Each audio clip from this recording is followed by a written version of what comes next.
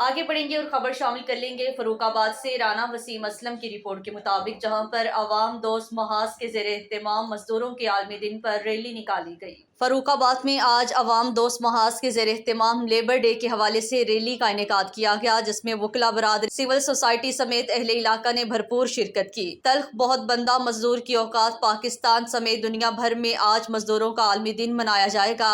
ये दिन 1 मई 1886 को शिकागो में मजदूरों की जानिब से औकात कार में कमी और बेहतर हालात के लिए शुरू की गई जद्दोजहद और कुर्बानियों की याद में मनाया जाता है, जबकि छुट्टी के रोज़ भी मजदूर काम की तलाश में निकला हुआ है।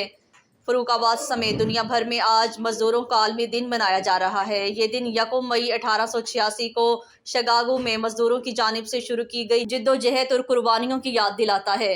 पाकिस्तान में लेबर फोर्स की तादाद 6 करोड़ से जायद है, जिसमें सिर्फ रस्मी शोबे में मजदूरों को समाजी तहफ़्फ़ुज़ हासिल है। लेबर कवानीन का इत्तलाफ़ भी रस्मी शोबे तक महदूद है।